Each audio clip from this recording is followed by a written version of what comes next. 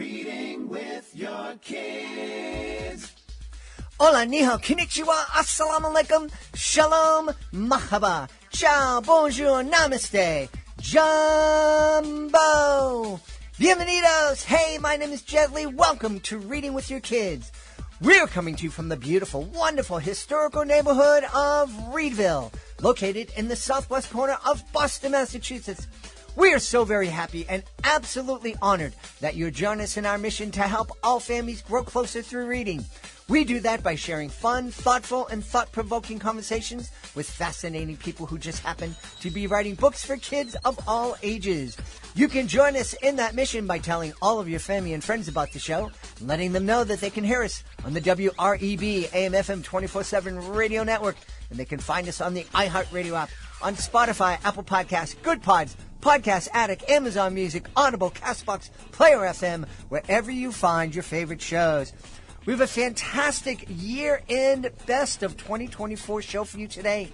We are taking a listen back to our conversations with some really amazing guests. Orion Jean, Rajani LaRocca, Joe Gatto, DeMarco Avant, and Kendara Blake.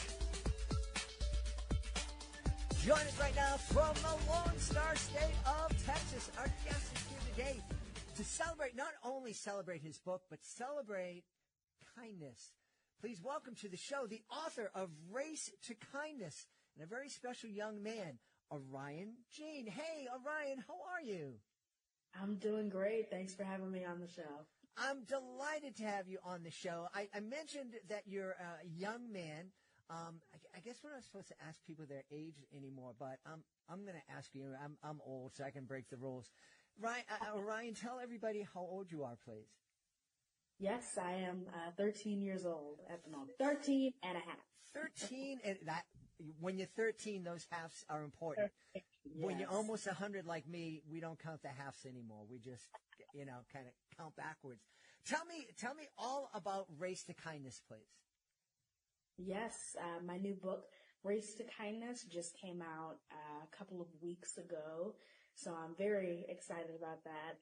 It is about a young boy who uses the power of kindness to really inspire his community. And it's really the message that I hope people take away from the book. It's that kindness is something that, transcends everything, including age, and that anybody can make a difference. And, it all started a long time ago, but I'm sure we'll talk about that later. So I'm just super excited to see this, come to life and, seeing the book in people's hands, getting to sign it and, seeing people saying that they were inspired by it. So it's been a great couple of weeks.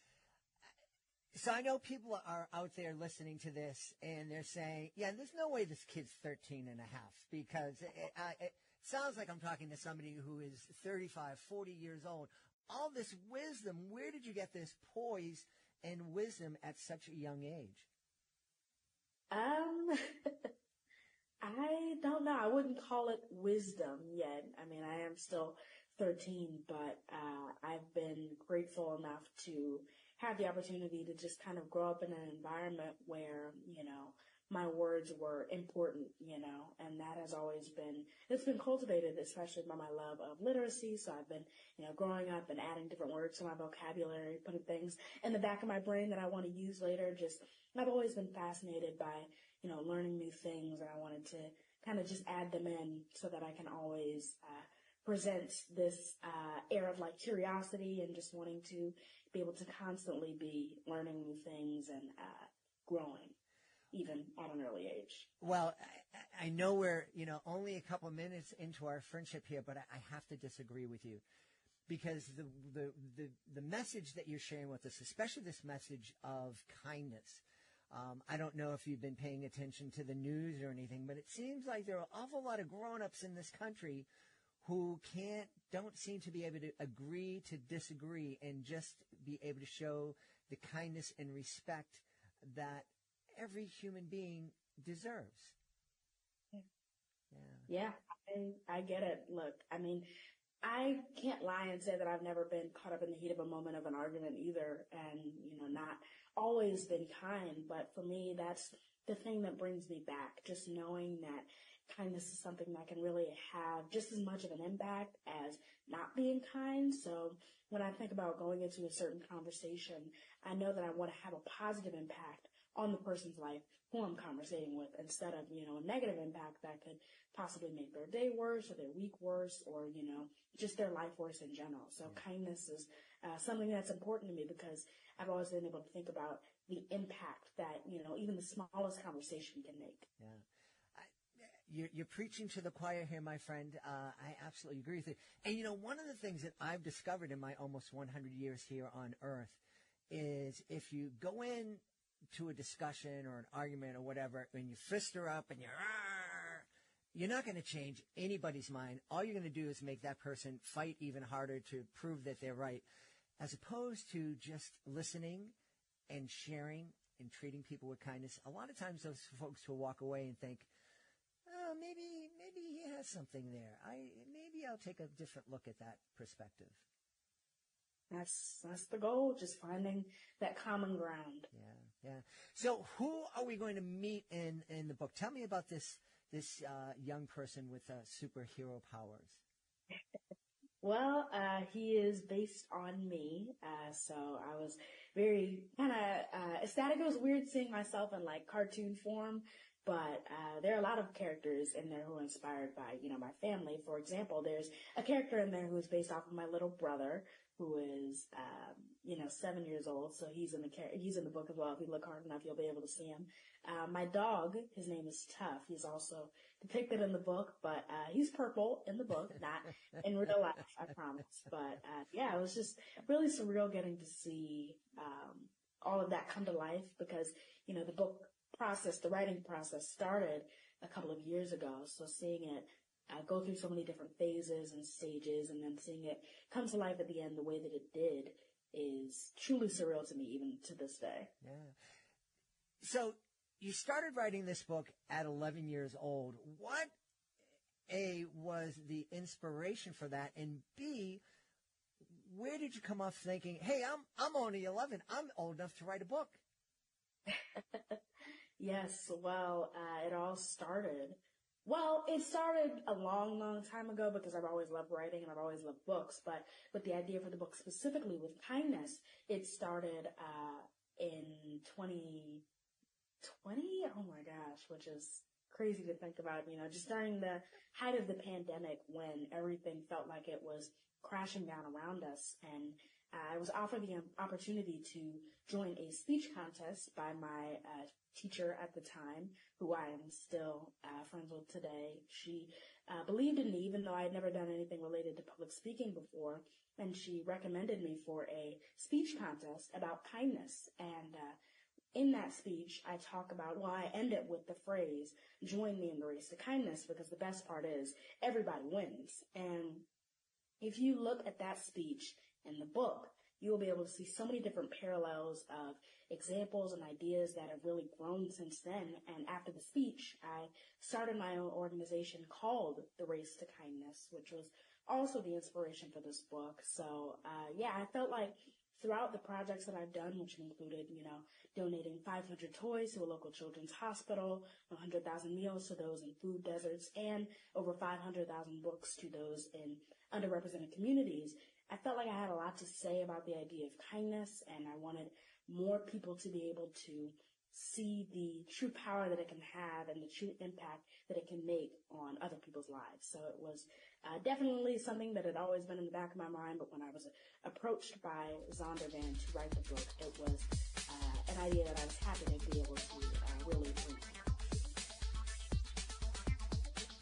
Hey, join us right now from the great state of New York. Our guest is here today to celebrate his brand new debut children's book. It's called Where's Barry? Please welcome to the show, Joe Gatto. I'm here, everybody. All right, calm down, everyone. Calm down. You may recognize Joe's name from Impractical Jokers. And so good to have you on, Joe. Thank you. I appreciate it, man. Thank you for having me here. It's going to be, it's great. It's great. I think it's going to be a great conversation. There's a lot I want to share with you about my family, and you are sharing with me something about your family. First, let's share with the audience what Where's Barry is all about. Yeah, Where's Barry is based on a story about my son. He's obsessed with his stuffed animals. He lost one night and couldn't find him and refused to go to bed without it, so we had to go retrace his steps. And at the same time, I was trying to help him deal with his anxiety and craziness of he was overwhelmed by not being able to find it and kind of like a coping mechanism. So it was like a life lesson put together. And then I was like, oh, this is kind of fun. The story was kind of fun, how we found them and everything. So I was like, you know what, this might be a nice thing to share with my fans. So I decided, I always wanted to do a kid's book. And I was like, you know what, this might be the right one. And I'm very happy with the way it came. That's awesome. You were telling me, Joe, beforehand, you loved reading with your kids. And that's what we're all about here. For sure. I mean, I didn't really get read too much as a child, but I did have my dad and mom tuck me in, right? But I didn't really have like a book. But my kids have bookshelves in their room, and it became part of the routine because that's how my wife grew up. So reading became part of the nighttime ritual, and you find all these fun stories, and they come to life, the illustrations, and you're walking through the pictures and everything with your kids, and it's some real bonding, which is real fun. And I was like, this is such a different way for me to be in the homes of fans and entertain and really just sparked a different type of creativity in me. I really enjoyed the process, and I was like, you know what? This is really good, and I'm very happy with the way it came out. Because in the beginning, you don't know, because I don't draw, right? So I had to get somebody. I had to partner up with a great guy. His name's Luke Flowers through Penguin Publishing, and he's just so fantastic, and he was actually a fan of Joker's. So when he illustrated, like he knew what my son looked like, because I have him on my Instagram and stuff. So he came up with some really good stuff. He put some Easter eggs from the show inside the book. So it was just a really fun collaboration, and I'm very happy with like the end product. So much beyond than I thought it would be. Well, I love how you're celebrating the bond between you and your kids with reading, because that's why I started the podcast 7 years ago, is that I knew that I wanted to share that. My kids are adults right now. After we finish this, I'm going to be driving my daughter back to her home. She came down here to Boston to take care of some business, and we're going to spend the afternoon together. And I'm very close with my kids, and I know that that bond that we share today was built on a foundation that was created as we read books to them. Absolutely. And we encourage families not only to read books with their little ones cuddled up in bed or on a couch, but to continue to read with them, because that leads to throwing the ball around together and watching movies together, listening to music together. And with my daughter, it led to us watching Impractical Jokers together. And that was one of the things we did as we kind of our relationship grew. And so when I got the pitch to have you on the show, I said, absolutely. It's come full circle. We've been building for this moment for a decade. There you go. The whole show was all about just me and Jim celebrating our kids. And that's really, celebrating our kids, I think, is a pretty cool thing to do. Yeah, I mean, they're great. Like to have like the story based on them. And I remember I had gotten the first print I had seen. I brought them home and I hid it in their bookshelf, and they're trying to read. And I said, let Daddy pick the book tonight. And I showed it to them, and they absolutely flipped out. It was so fun. I actually put it up on my Instagram so everybody could see it, but it was so cute to see that was him. And then when we turned to, there's a page where my daughter's in it. So we turned, and my daughter's like, that's me. And my daughter's in it because my son is such a sweetheart. When I told him about the book and we saw the first draft or whatever, and I was showing him pictures and what he would look like, and he said to me, what's Milana's his sister? He goes, oh, what does Milana look like? And we didn't have her in the story. And I was like, she's not. He goes, well, she's got to be in the book, Dad. And I was like, that's so sweet that it came from him, even though this whole thing was about him. So it was really sweet. We have a page that she's in there, and we put one of our favorite dogs in there because our whole house is filled with dogs. So like it's got a real family affair in the book. And just to see them experience it and kind of like recognize the rooms a little and see what they look like as cartoons, like that blows a kid's mind. He's 7 years old. To see himself as like drawn as like a cartoon is really cool. That is really cool. You were mentioning that this was a different way for you to create, and folks who aren't familiar with your TV career, just give them a little snippet about what Impractical Jokers is all about. Yeah, sure. So I've been an entertainer for years. I've always been into comedy. I started with improv comedy in 1999, me and my friends, and then that's, scaled all the way through different formats. I did improv comedy. I did sketch comedy. I did film comedy, short comedy for the internet. And then we got into Impractical Jokers, which is a TV show based with me and my friends. That was kind of like a tongue-in-cheek prank show where we pranked each other in front of the general public and did the collateral embarrassment. And that I was on that show for 9.5 seasons, a decade of my life. It was great. Then I moved into stand-up comedy after that, and I've been enjoying that. I'm on the road again doing my second tour, which is great. I just start that in September. And during the time down, I was always writing. I've always been writing. I write screenplays or whatever. And then I was like, you know what, let me try my hand at a kid's book, because the story was so cute that where it came from, my son had lost his stuff. I was like, this is a cool story to share, because I know other parents go through it too, right? So it's like, oh, that'd be kind of fun. And I've always heard about how families enjoy me. And it was like a fun way to be back in with the family. Like even you said, I'm part of your family. It's another way to get in and be part of the family, which I think is really cool. So I was like, oh, let me try this. And then when I did it, I was like, oh, this is a fun, unlocked a different part of my brain to be like, this is a fun way to do it, and I want to do it again. So whenever I do something and I want to do it again, I feel like that's really nice. Like I've tried a couple projects that I was like, oh, okay, one and done. It's like, oh, this is fun. But this is something that awoke something in me about doing it. So I feel like I'll have a little bit of a moment here in the children's book kind of arena. Yeah. The people who listen to the show know that I've made a living doing educational magic shows for 35 years, and I have a hard time imagining, when you're on stage telling a joke, the response is immediate, or you don't get a response, and that's also immediate. That's also immediate, yeah. But, when you're writing a kid's book, I was really shocked when I first started the podcast and had a publisher on and learned that it can take 2 or 3 or 4 years from the time the book, the manuscript is bought until it gets out there. So you're waiting for 3 or 4 years to get that response. What was that kind of something you had to deal with? Totally different. Yeah, it was, I think, just over 2 years, or maybe. I think the process total from start to finish with it, because there are so many different steps. A lot of it's out of your control, right? You write the manuscript, you have the story, you have an idea what the book's going to be like, but then you got to get everybody on board, you got to get it illustrated, you got to give notes on it, revisions, things like that, and all these illustrators, especially the talented ones that are busy working, have multiple projects they're working on, so, you're in the queue.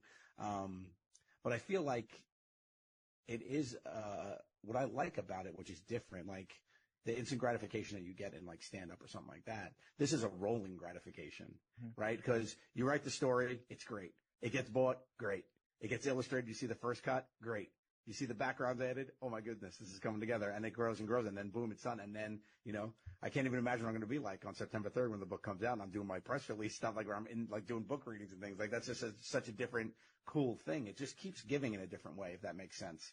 I feel like a story keeps giving. It's a story within itself about how this project, it's so much more a labor of love, because you're incubating it longer, With stand-up, it's kind of like that too. I had gotten that a little bit too, because you work for it, you write your sets, you see what jokes work, you see what doesn't work, you feel out what stories you want to tell, because I'm a storyteller, so I feel like what stories are better than others, how they all connect, what's the theme, so it's kind of like that, but it's over a much shorter time period.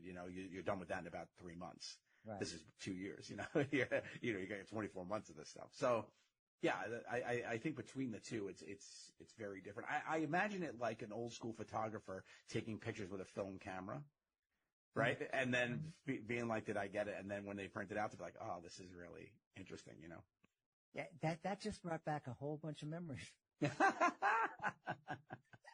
Being up in a mountain, taking a picture, you get hike all day to get up to the top of the mountain. You take the picture, and it's like, gee, I hope that came out. I'll see you in 3 weeks. Yeah. I'll see you in 3 weeks when CBS lets me know. Right, yeah. Yeah. And then you get that roll of 32, and you have 30 pictures, and you got to take 2 more, but you don't want to just waste the pictures. No, of course. The cap's on for 2 of them. Your fingers over the lens for 1. It's a numbers game. It is. Was it difficult for you to write for the family audience? Impractical Jokers, that's a family show, but more on the kind of PG-13 kind of range. Was it difficult, putting your mindset in that picture book kind of mentality? No, the picture book, I've always had an affinity for picture book. I always loved this range, of book, but I did have, like, when you have the story, I was like, okay, this is the story. How do you make it presented in such a way, right? Because when I first wrote it, it was just like a story that I would tell an adult. Like I'd be like, oh, we were running around, blah, blah, blah. And it was a little like comedic, but then I was like, okay. But I do, like I said, I do see a lot of books and read the books with the kids. I also worked in children's back in the day. So before I started Jokers, I worked for a baby store called Giggle. And it's this baby company that sold high-end furniture, baby gear, but they had a whole gift section, and a big part of the gift section was books, and I had fallen into knowing what the books were. And part of my job was, as the personal shopper there and the training program manager, was to know what every book was about, know the author a little bit, be able to speak to them and sell them. So I really got a different look at them, and I enjoyed them. And I actually wrote a kid's book back then, but I wasn't ready to have a kid's book. I was, I didn't even have kids. I'm just working in this baby store. But I really clicked with books, kids' books in a way, because the art brings them to life in a different way. Like, it's a visual tale, which I like. When you read to your kids, you see how they respond to the character, like in a different way than they just imagine them. And I believe that feeds their imagination, and helps them form what it would look like with somebody when they're thinking of something, like what it looked like. I do that with my kids a lot now. I make them describe if they're telling a story, like we tell stories to each other. And my son will be like, we're running. He's like, and I meet Bob, and he'll just say, Bob, what's Bob look like? And I make them describe them, and I feel like they get better at that. And I think it all feeds from different media, from people, coming in, and it comes a different way in books than it does in TV or, video, because they're not real, right? Animation, really, in a different way. These are fake. They know they're not real things, so they know they've been imagined. So not that I don't know if my son's even thinking that deep, but I see, as he's explaining to me as he gets older, he's more descriptive of certain things. Like, I'll notice somebody's wearing glasses now, or I'll notice, he told me the other day out of nowhere, we were talking about somebody. Oh, he was talking about, he likes like, battles and stuff between like knights and stuff. So he was talking about a knight, and he told me he was left-handed. I was like, it's such an odd descriptive thing. He's like, yeah, and they're fighting. He's like, and Daddy's holding his sword in this hand because he's left-handed. I just started laughing. I was like, it's such an odd, specific, out of nowhere, so it was really funny. That's cool. Now, did you then go and play the scene of the Black Knight from Monty Python? Absolutely. I mean, yeah. But we'll wait on that one, maybe till 12 years old, 13. But then, that's all coming. Well, and that is a fun movie to read, to watch with your 12 and 11-year-olds. Of course. I think we watched that scene over and over and over again. It was so much fun. Well, I went for a long time. I still am obsessed with like fantastical stuff. I love like wizardry and all that stuff. And one of my favorite, for me, when I was 12 years old, I saw the movie Willow. So I was like, I can't wait till my kids are old enough to see that. Still think that my son's he might be a little nervous or scared about certain parts. So I'm waiting a minute, but I'm excited for them to watch Willow with me. I hope it holds up as much as I remember, but I think as a kid, it's a different experience. I'm loving this conversation because I'm sitting with a fellow dad. You're a TV star and a stand-up comic, and you have all the success in the world where so many people aspire to be. But as I'm talking to you, it's really clear that being a dad, if it's not number one, it's 1A in your priority list. Yeah. I mean, I've refocused and reevaluated on a lot of things over the past couple of years, and it's important that you're going to leave these kids behind. You want to be prepared. And I feel like it's important. My dad was a great dad. I lost my dad when I was 19. But the impact he had on my life was insane. Like, he had such I feel like a lot of the building blocks of me came from my dad. And I'm like, I want to be that there for my kids. Like, you feel that. But then there's always something, it's kind of selfish too. Like, it feels good to be a good dad, right? Mm-hmm. Like, it feels good. Like, when it's a point of pride.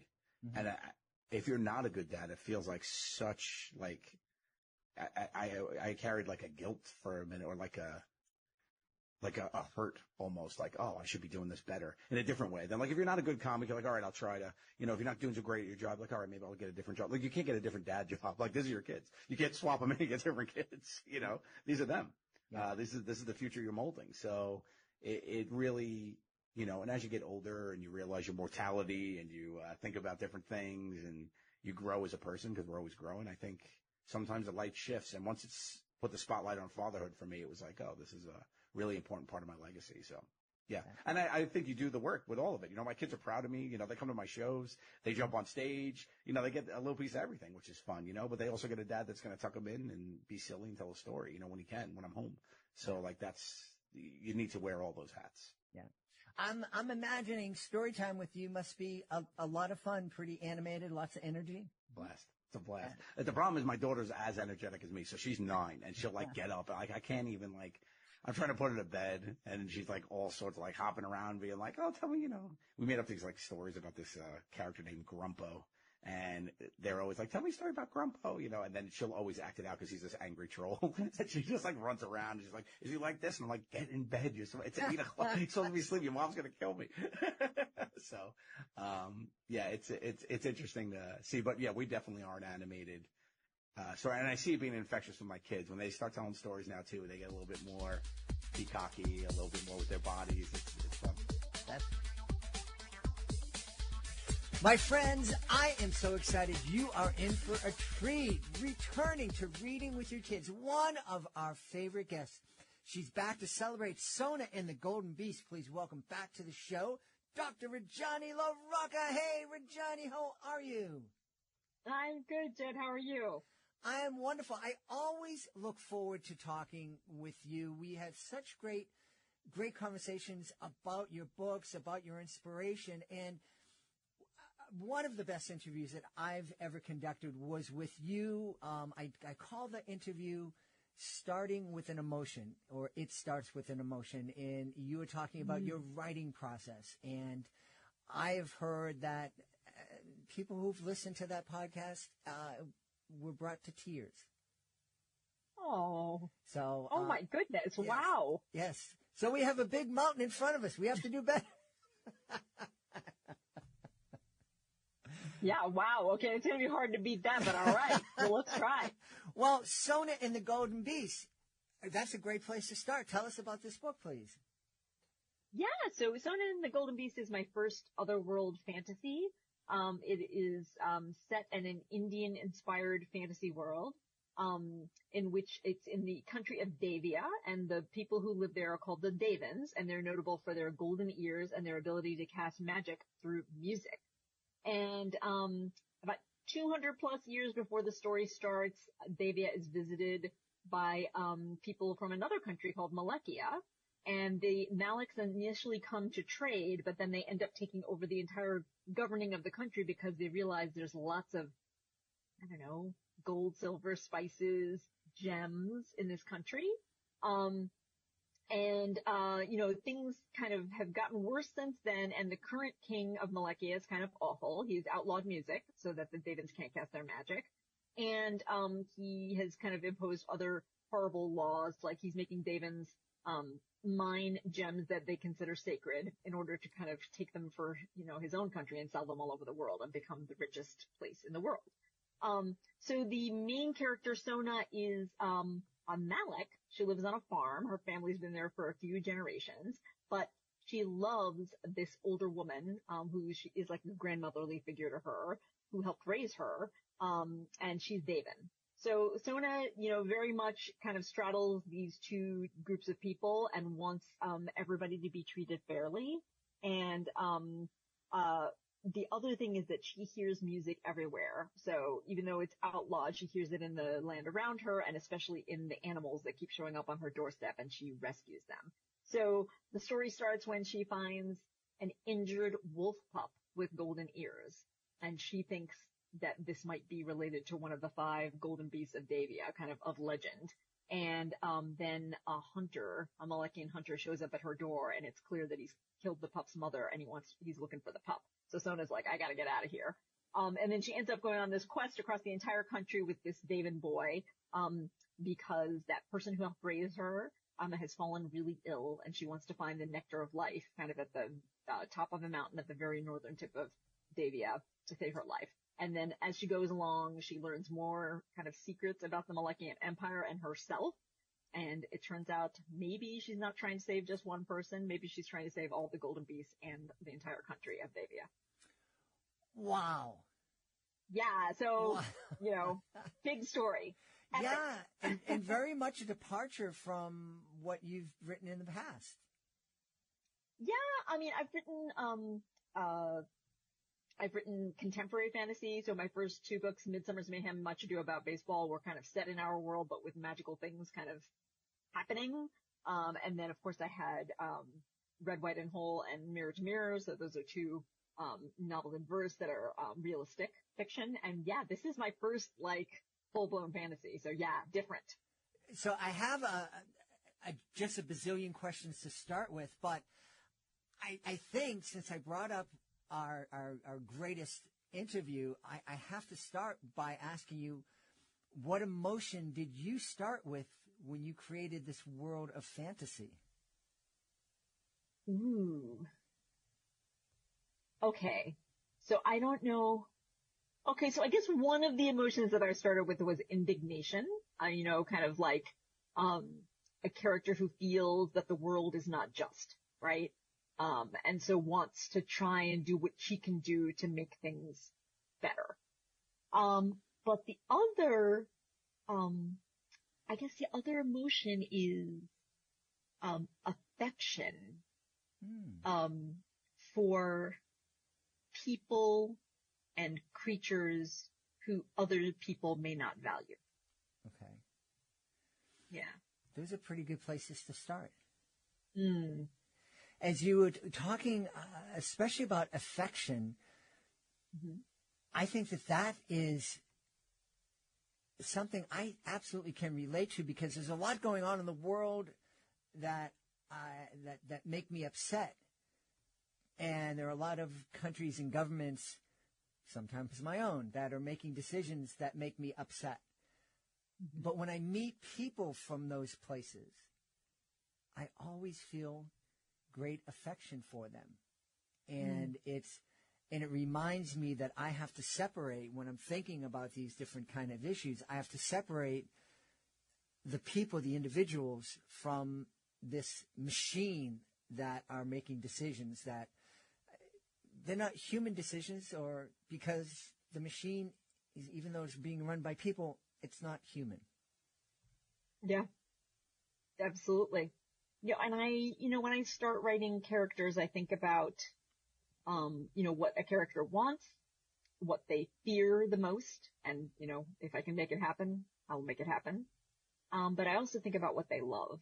And I think the easiest way into a character, to get your reader to care about the character is to show the reader what the character cares about. And so that's kind of my, first window into a character that I try to show the reader. Yeah.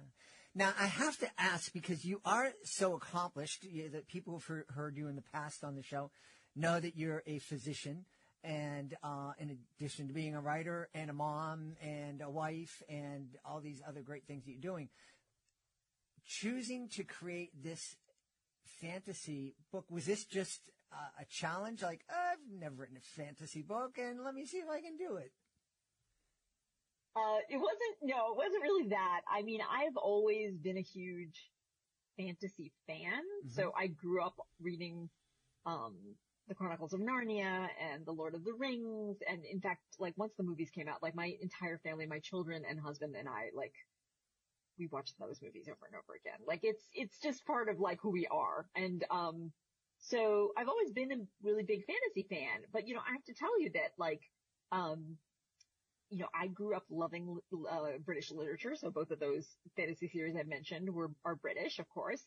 And, so many things about British culture. I loved British history. I loved the Great British Baking Show. I love Shakespeare and Jane Austen, like all these things. But as an Indian American, it is pretty, challenging to think about the British colonization of India, for hundreds of years and all the horrible things that happened during that time.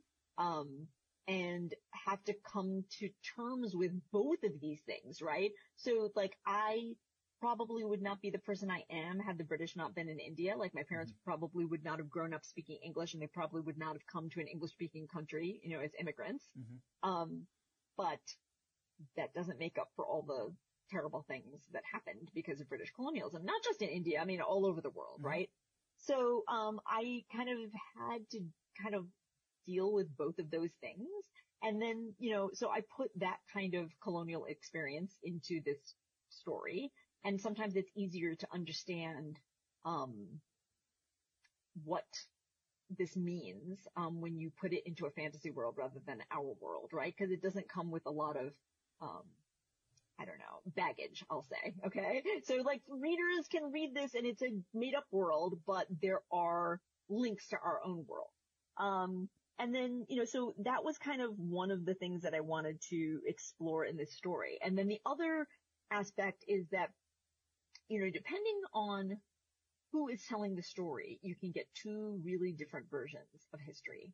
And so in this story, in between the parts that are just the straight narrative of what happens, there are these kind of interstitial pieces that are from the Malakian point of view. So letters from, governors back to the Isle of Malakia, or newspaper articles, or a history book, and from the Devan point of view. So songs and legends and sayings that often are about the same topic, but take two totally different, viewpoints. And so I wanted readers to think about, what version of history you get told and who told it and whether they had an agenda, and, think about how to get to the truth of what might be happening in a place. And that's not to make anybody feel bad. This is not about being defined by what happened in the past, but I really feel strongly that you have to understand the truth about what happened in the past in order to make decisions about the future. My friends, we are in for a treat. We're here at Authorpalooza in Norwalk, Connecticut. And sitting next to me is the youngest author at this event. He's 15 years old. He's close to getting his associate's degree in college before he's even graduating from high school. This is DeMarco Avant. Hey, buddy. Hi, how's everyone doing? Everything's going well. His mom is with me, too. Remind me your name, please. Robin Avant. Good afternoon. Robin Avant, Amazing Grace's sister, and Dad is here. Dad's on the video screen right now. DeMarco, tell me about your book. So my book, Teenage Boss, is about learning how to save, manage, and invest and budget as a teenager so you could avoid going into adulthood with debt. And so far, a lot of the people who are teens that have read the book kind of learned something great about it, and I've heard that even adults have learned very good things about it that they wish they did as a teen. I was going to say, we talk on Reading with Your Kids about the need to teach kids about financial literacy at the earliest age possible. And every time I interview an author who's written a book about financial literacy, I say this could apply to adults too. I'm grateful that I get to have classes on personal finance because other districts in the state don't offer that. But even then, because I take college classes, 21 credits, going in 10th grade. I took personal finance and intro to business, so I learned good things on how to save, manage, and overall, everywhere in the financial and business field, I learned very good things about it. And yeah. That's really wonderful. Robin was telling me a little bit that Teenage Boss is part of a bigger program. Yes. So it's called Youth Money Management, and it's a new nonprofit. It's out of Bridgeport, Connecticut. And so it's going to focus on getting that book, The Teenage Boss, how to save, how to budget, and invest as a teen all throughout the schools and churches and organizations that are children or youth-based. So far, we have 2,000 books slated to be given out for free to those children. That's really wonderful. And how did you raise such an ambitious kid? It's all of us. So, no, we're true believers in God. We love what He's doing in our lives, and we believe in giving back. That's one of the biggest things for us, is not just to hold on, but to really extend our love and grace to others. So it's a big piece to us as a family. Cool. DeMarco, I know there are parents listening to this, and they're thinking, I can't get my 21-year-old to get out and find a job. And this kid, he's 15, he's writing books, he's taking college classes, he's doing great in high school. What's motivating you? I think I just want the best for myself, in a way. I feel like growing up, I wasn't always the best with money. Still to this day, I'm not. I've always spent money on things that weren't really needed, on video games and things I didn't even use. So with this, I kind of learned to myself, like, dang, do I really need to buy this thing on the game? Do I have to go out and get all these snacks from the gas station and everything like that? So what helped that light go off in your head? Because my beautiful wife can tell you that, I'm out spending goofy money on doofy shirts like this. Did it just dawn on you at one point? Did you get a dope slap to the back of your head one morning by someone who loved you that said, "What are you spending your money on?" Actually, this is a true story. My mom's had this happen to me before, but for me, it was just one time. I checked my Cash App account. I'm like, dang, I only got $1 in it, and I forgot I spent $20 at the corner store yesterday. I'm like, dang, I really didn't need to spend all that money just for it to go away in 10 minutes. Mm-hmm. But definitely there's times where I've asked my mom for money for a video game, and she was like, what about the $50 that I gave you? Spent birthdays and holidays, or I've gotten money. Sometimes I've just spent it on unnecessary things. And it's gotten better over time, but it's still not the best. Mm-hmm. But yeah, that's my motivation behind it and my backstory. I love that DeMarco is here and he's saying, yeah, I'm doing these great things, but I'm not the best. I'm trying, and I think that's something that certainly a lot of 15-year-olds aren't able to say to themselves, because I think when you say that, you need to be a little vulnerable. How do you think he's been able to figure that out and had the courage? Sure. So a lot of times we have tips, we have tools, we have access, we know what we're doing or thinking about, but do we really do it? And I think that comes with growth, that comes with maturity and understanding. And so that's the biggest piece here, is watching his experience and seeing those kind of communications between us as a family, like, where did that money go? It built into now a bigger project of, we know that same experience is happening in every household. And so how do we really not repeat some of these issues?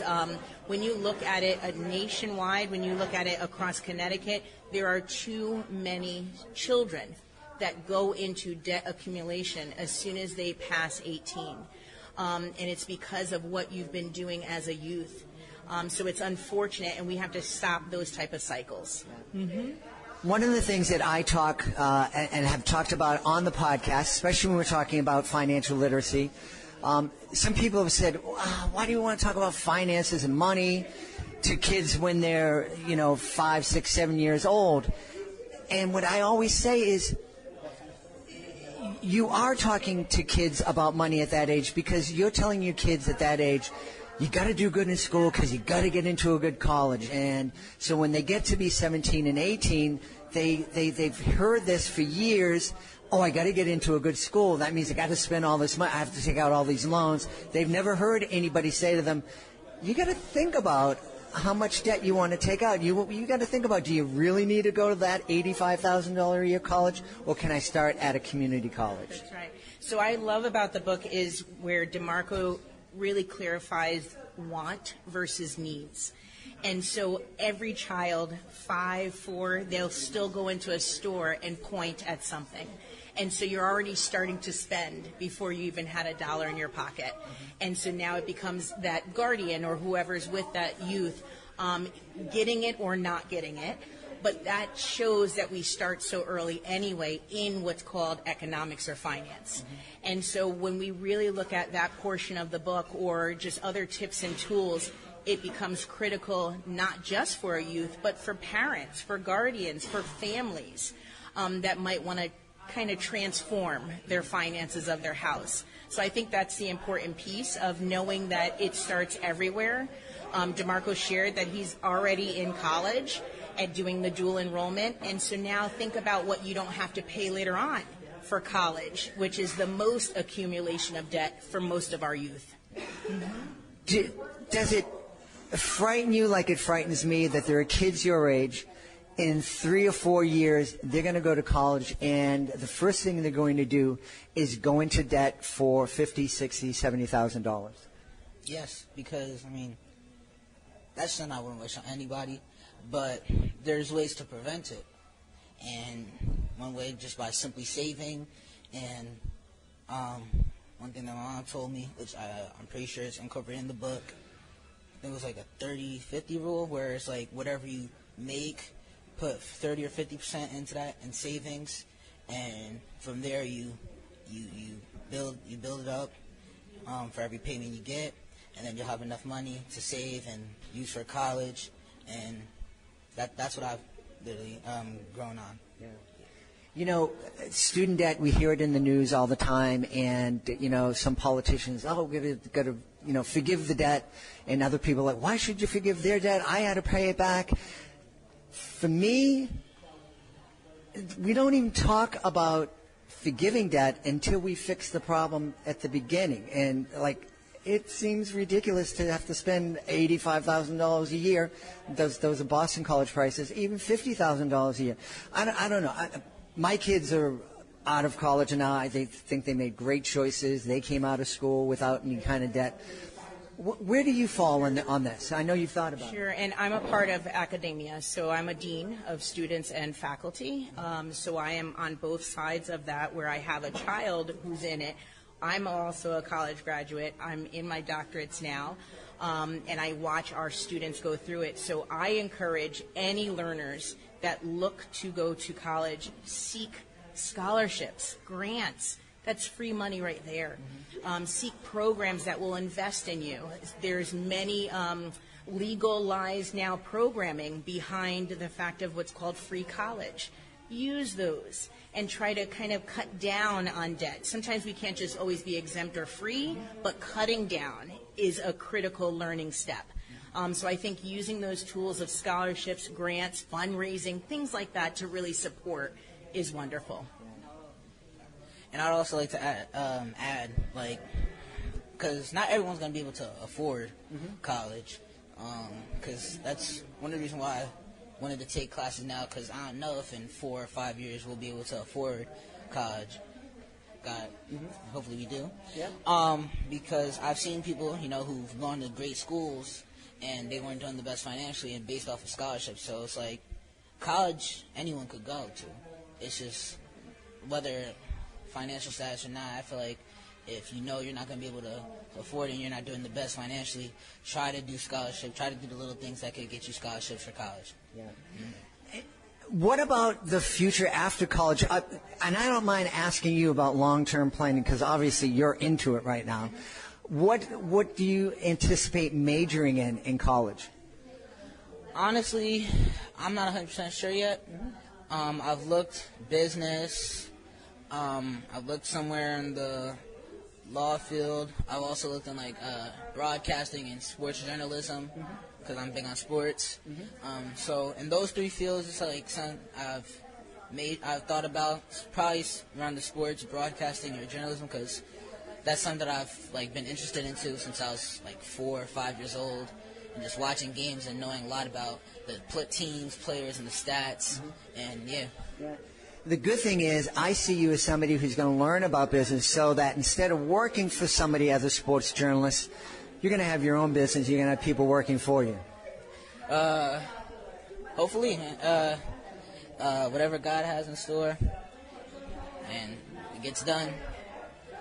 I would love to own my company and instead of having to work for people, have people work for me. And I just want to be someone that people could be proud of and look up to. Wow. I think it's safe to say that you're pretty proud of your son. What inspired you? Because writing a book is a challenge, but starting a nonprofit organization, that's a challenge. What was the motivation for you to do that work? In addition to being a mom and a wife and a dean, that's a lot. Sure. So I am a minister. I'm licensed. I'm truly a servant. I believe in service and providing, and I know that through access, which is not always granted to everyone, but when we extend that grace, that hand of support, that's where it really came from as a seed. And I believe in our youth. I really do. And I believe that they are the seeds of our future. And so if we don't invest in them properly, then what do we really look forward to? So it started there. Very cool. I am very excited, my friends. We have one of our favorite guests back on the show. She is here to celebrate her new YA title. It's called Warrior of Legend. It is a conclusion of her Hero Maker duology. Please welcome back to the show, New York Times best-selling author, Kendara Blake. Hey, Kendara, how are you? I'm good. Thank you for having me back. Again, how many times has this been now? I am thinking this is number 4 or 5. I'm not sure, but you keep cranking out those books. We'll keep having you back on. That's what I was thinking too. I was thinking it had to be 4 or 5. So I'm always excited to talk to you post-release. Well, thank you so much. So tell us about Warrior of Legend. I was reading in the description on Amazon that the protagonist is a young woman named Reed, and she's officially is it Aristine? An Aristine, yes. Tell us all about it. Yes. So Warrior of Legend, it finishes off the story that was begun last year in Champion of Fate. It's called the Hero Maker Duet, and it's a spin-off of my Three Dark Crowns series. So there are a couple of characters from who have a history on Fenburn Island that eagle-eyed readers will be able to spot. And actually, there's a whole lot more Fenburn stuff in Warrior of Legend. I won't spoil it, but by the time you get to the end of Warrior of Legend, you should be able to tell how the two series might link up in the future. So, Champion of Fate and Warrior of Legend is the story of a young woman named Reed, like you said. She was orphaned at a young age and raised by an order of immortal warrior women. And this immortal order, they worship the goddess of glory. And their task is to shepherd mortal heroes to victory and glory and just help them attain their destiny. And Reed, having been raised in this world, would really like to officially become one of them. It's not a bad gig. You get to live forever, and they give you a horse you can talk to, and it's good. But in order to achieve that, she has to guide her first hero, who is assigned to her, without the use of much magic and without the use of the full guidance of the magic. So that's her hero's trial. And most of the first book is spent on that. And Warrior of Legend is the fallout from what happens in Champion of Fate. I think Warrior of Legend is a little bit more lighthearted in places. It's more of a fish out of water story. I get to send her on a brand new adventure, but old heroes and old conflicts still come into play because they need to be wrapped up. Yeah. I'm curious. You mentioned, and I love the phrase, you send her on a new journey. Is that kind of the way you start? You have a character, you kind of fall in love with it, and then you say, how can I mess up this character's life and turn her life upside down? Honestly, it is. I think about that a lot now, understanding this about myself, is most of my drive to write something, the impetus behind so many of my stories is actually I'll find 2 characters or maybe 3 characters in the case of Three Dark Crowns, and they will have very oppositional standpoints. And I'll just want to chuck them in rooms together and see what happens. Like that my first novel, Anna Dressed in Blood, was about a ghost, a murderous ghost, Anna Dressed in Blood, and a 17-year-old ghost hunter named Kaz Lowood. And all I wanted to do was I need to just shove him in her haunted house and see if he makes it out alive. So yes, I am always, I'm always trying to put my characters through things just to see, because I'm not a plotter. I don't plot things out in advance. I just kind of I wonder how they would handle this situation. Well, that would be fun. Let's find out. So in Warrior of Legend, I put Reed who is a very big, like, strong warrior girl. She's kind of akin to kind of a Xena warrior princess figure. So I have her go undercover as a royal matchmaker, and that entails wearing, like, the worst outfit she could possibly imagine. It's got, like, a huge hat and, like, bells that hang off of it. And she has to advise a princess in the ways of love. It's like the worst thing she could imagine. And I'm like, well, that's your second assignment. Have fun! And I don't know if she had fun, but I definitely did. We hope you've enjoyed this special episode of Reading with Your Kids, and will join us for the next exciting episode of the show. Until then, please connect with us on social media, facebook.com/readingwithyourkids, at Reading With Your Kids on Instagram, and at Jedley Magic on X. Of course, you are more than welcome to visit our website, readingwithyourkids.com. I want to thank all the folks who made 2024 such an amazing year for Reading with Your Kids. All of our guests, and of course, my team, Fatima Khan, Rory Grady, Chris Doherty. I want to thank my beautiful wife for all the support she gives me. Most of all, we all want to thank you. Thank you so much for taking the time to join us today, and as always, thank you so very much for taking the time to make the world a better place. And you do that every time you read with your kids. I'll be looking for you in the next episode of Reading with Your Kids. Until then, have a great 2025.